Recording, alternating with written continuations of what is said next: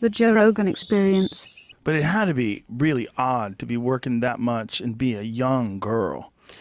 The balance it trained me to have is something that I don't think you are going to get taught any other way besides jumping in the deep end of the pool and hoping you know how to swim. That's the only way. There was no way I could have prepared for the amount of balance I would have to learn to kind of teeter, because, you know, at one point, again, it went from, it was school, then it went from, you know, how much weed can I actually smoke and still play a teenage superstar on the Disney Channel?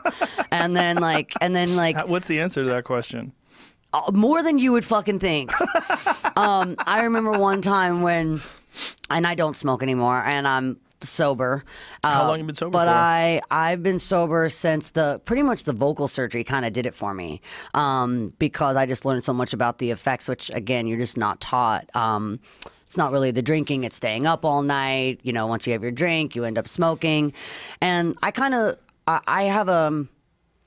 become the face of a lot of things, kind of against my will, I guess, from my opinions. When you're someone in my position, your opinion becomes your identity. And it also becomes kind of almost like you kind of become this like preacher. You become this, you know, they don't really let you just always have your own opinion. So I've decided to start telling people, I live my own lifestyle. Alcohol was never my problem. There was other things that I end up, you know, I like to go up. So I now just avoid really drinking, because I like to wake up at 110%. But it's never really been my problem, and I could see myself having a drink of celebration in the future. But I get so fucking hungover now that I'm like, why would I celebrate with like just feeling like a volcano's erupted in my brain, you know? So it's really just a personal preference, but it's definitely not anything that I promote in. I think it's a lifestyle everyone should be. I think everyone should experiment. It's a good time, and you learn a lot of things about yourself and the people around you. But now I'm watching. I have younger siblings, and they're going through that, and I don't know how my mom did it with me, because it's scary. Yeah, I think if we're gonna acknowledge the fact that all these things exist, cocaine exists, pills exist, marijuana exists, we should teach people how to do it right. Yeah.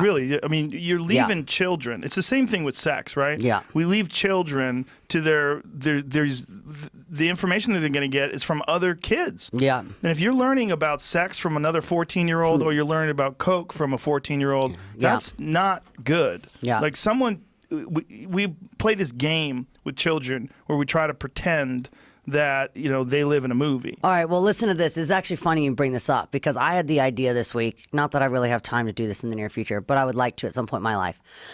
I want to do my own children's book series of realistic children's stories. Because I don't like the idea that we teach them that this is sunshine world and everyone walks on a rainbow and everyone's equal, and you need to say, like, that's not. What are you going to do about it? That's not true. What are you going to do about it? And I think there's a way to not terrify children of life, even though I go in and out of periods where I think life is really overwhelmingly terrifying. And that's coming from my position. And my position, I tell myself all the time, if you're not enjoying this life, honey, you got it coming in the next one, because I better fucking love this life. It's the best one. I couldn't imagine being in a different body and having a different experience. It's an awesome life if you do it the right way. It's an awesome life. And I didn't hurt myself beyond repair in my experiences. I survived, and I don't even mean heart still beating survival. I mean, I have a lot of people that love me around. I didn't kick all the people that had my best interest at heart out. That's where you die, is you kick everyone that says, hey, are you okay? You know, out. No, of course I'm okay. You don't trust me, get the fuck out. Right. And so now that I have people that I've had in my life, I feel that I have people in my life that I've known for 15, 20 years, and not many people in my position get to say that. My parents are awesome. My dad's loopy as hell, but I love him.